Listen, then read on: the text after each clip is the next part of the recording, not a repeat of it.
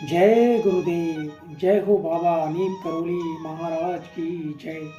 सभी को प्यार भरा जय श्री राम। आशा करते हैं आप सभी अपने परिवारजनों के साथ में स्वस्थ होंगे। इसी कामना के साथ बढ़ते हैं आज एक प्रसंग की ओर, जो कि प्रसंग है भगवान महावीर के संबंध में।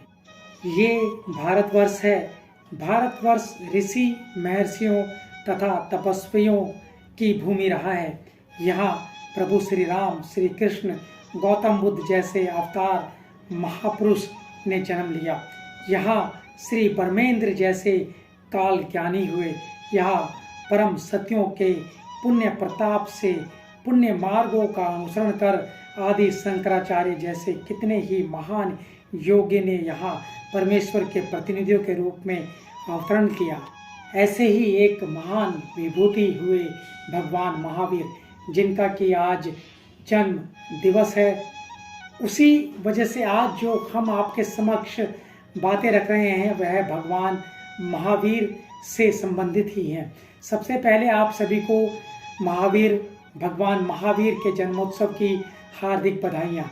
अब हम बात करेंगे कि भगवान महावीर का जन्म क्यों, कौन और कब मनाया जाता है।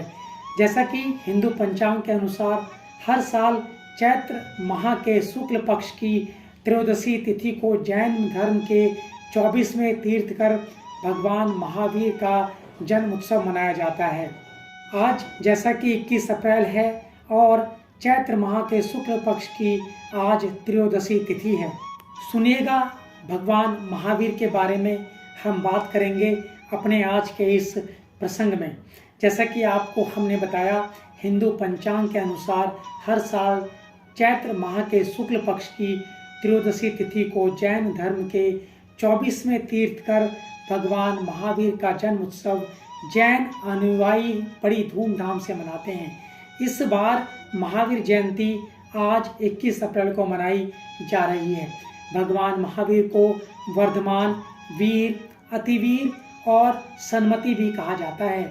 इन्होंने पूरे समाज को सत्य और अहिंसा का मार्ग दिखाया।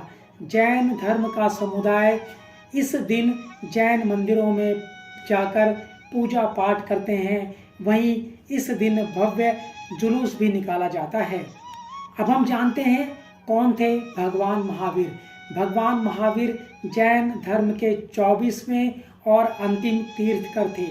उनका जन्म ईसा पूर्व 599 वर्ष माना जाता है।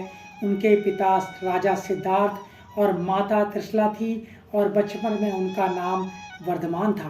तीर्थकर कौन कहलाए उसके बारे में बात करते हैं। जैन धर्म में तीर्थकर का अभिप्राय उन 24 से दिव्य महापुरुषों से है जिन्होंने अपनी तपस्या से आत्मज्ञान को प्राप्त किया और अपनी इंद्रियों और भावना पर पूरी तरह से विजय प्राप्त कर ली।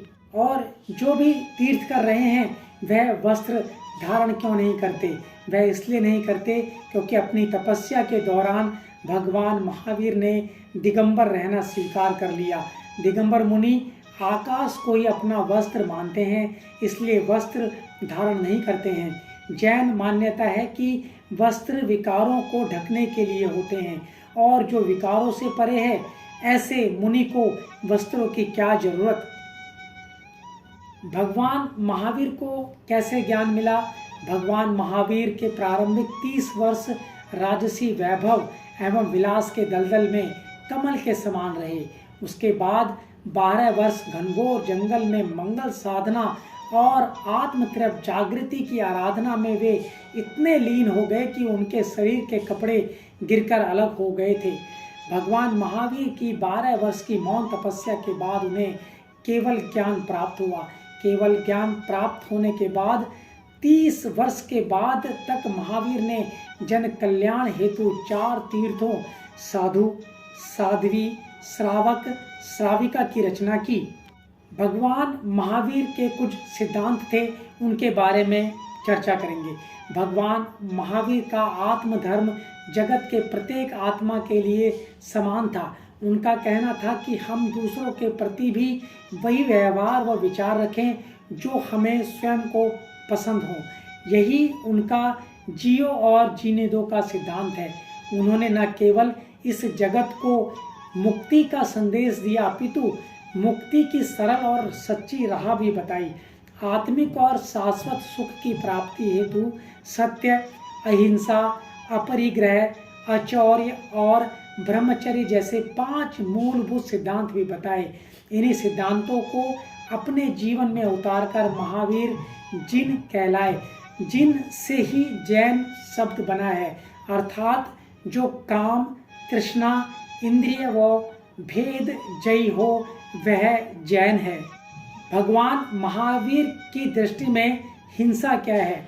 हिंसा, भगवान महावीर ने अपनी इंद्रियों को जीत लिया और जितेंद्र कहलाए।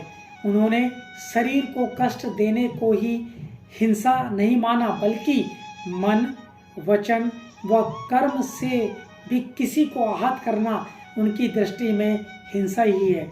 कई बार हम लोग किसी को शारीरिक कष्ट ना देकर सोचते हैं कि हमने इसको पीड़ित नहीं किया, परंतु अपने वचनों में हम इस तरह की बातें करते हैं जिससे वह बातें उस व्यक्ति को चुभती हैं, तो यह भी एक प्रकार से हिंसा ही है।